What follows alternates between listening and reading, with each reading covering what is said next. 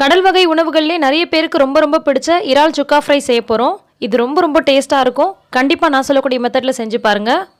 இது சாப்பாட்டுக்கு சைட் டிஷ்ஷாகவும் சாப்பிடலாம். சப்பாத்தி பரோட்டாக்கு ரொம்ப ஒரு சூப்பர் மேட்சிங்காக இருக்கும். ரொம்ப ரொம்ப டேஸ்டியாக ரொம்பவே ஈஸியாக எப்படி செய்கிறதுன்னு பார்க்கலாம். Welcome to as Tamil. நான் உங்கள் சாயிராஷிக். ஃபஸ்ட்டு ஒரு பேன் அடுப்பில் வச்சுட்டு இதில் நம்ம தேவையான அளவுக்கு எண்ணெய் சேர்த்துக்கலாம்.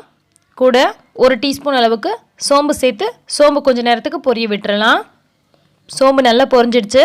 இப்போ நம்ம கொஞ்சமாக கருவேப்பிலை சேர்த்துடலாம். ஒரு முறை கலந்து விட்டுக்கோங்க. இந்த ஃப்ளேவர் எல்லாமே இந்த எண்ணெயில் நல்லா இறங்கும்.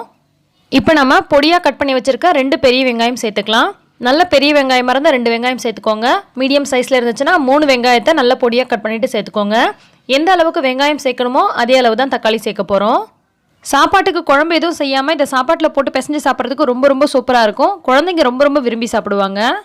இப்போ வெங்காயம் ஓரளவுக்கு நல்லா வதங்கி வந்துருச்சு. பாருங்கள், லைட்டாக நிறம் மாறி இந்த அளவுக்கு வதங்கி வரணும். இந்த மாதிரி வதங்கினதுக்கப்புறமா தான் நம்ம தக்காளியை சேர்க்கணும். தக்காளியும் சேர்த்துட்டு அந்த பச்சை வாசனைலாம் போயிட்டு அந்த நல்லா மேஷ் ஆகி வதங்கி வரும் இல்லையா, அந்த அளவுக்கு வதக்கிக்கோங்க. பெரும்பாலும் நம்ம எறா வாங்கினா தொக்கு மாதிரி செய்வோம். இதில் நம்ம இஞ்சி பூண்டு விழுதெல்லாம் எதுவும் சேர்க்க போகிறது கிடையாது. ரொம்ப ரொம்ப சிம்பிளான மெத்தடுங்க. ஆனால் ரொம்பவே சூப்பராக ரொம்பவே டிஃப்ரெண்ட்டாக இருக்கும். இப்போ தக்காளி ஓரளவுக்கு நல்ல மசிகிற அளவுக்கு வதங்கி வந்துருச்சு. இந்த சமயத்தில் நாம் அரைச்சி வச்சிருக்க தேங்காய் விழுது 2 ஸ்பூன் அளவுக்கு சேர்த்துக்கலாம். தேங்காய் துருவலாக கூட சேர்த்துக்கோங்க. அப்படி இல்லைன்னா அரைச்ச விழுதாக இருந்துச்சுன்னா 2 ஸ்பூன் அளவுக்கு சேர்த்துக்கோங்க. இது கூடவே 1.5 ஸ்பூன் அளவுக்கு மிளகு பொடி சேர்த்துக்கலாம்.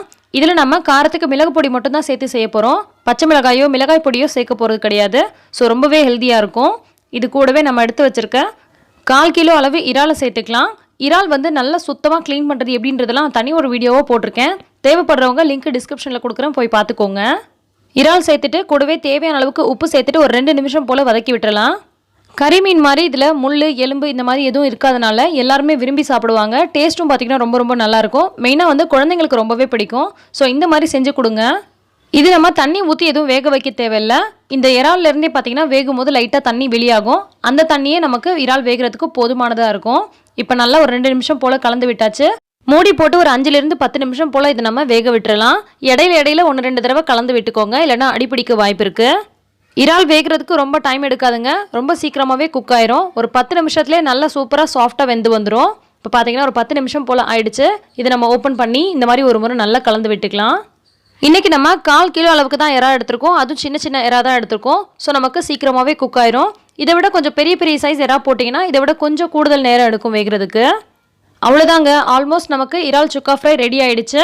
இப்போ நம்ம கடைசியாக அதை இறக்குறதுக்கு முன்னாடி கொஞ்சம் போல் கருவேப்பிலையும் கொஞ்சம் போல் மிளகு பொடியும் தூவிட்டு நல்ல ஒரு முறை கலந்து விட்டுட்டு இதை நம்ம ஸ்டவ் ஆஃப் பண்ணிவிட்டு இறக்கிட வேண்டியதான். இது நம்ம வெங்காயம் தக்காளி கம்மியாக போட்டு செய்யலாம், வெங்காயம் தக்காளி கொஞ்சம் கூடுதலாக போட்டும் செய்யலாம். எப்படி செஞ்சாலும் ரொம்பவே நல்லாயிருக்கும். ஸோ இந்த ரெசிபி உங்கள் எல்லாருக்கும் பிடிச்சிருக்கும்னு நினைக்கிறேன். பிடிச்சிருந்தா லைக் பண்ணி ஷேர் பண்ணுங்கள். எல்லா புகழும் இறைவனுக்கே. நன்றி.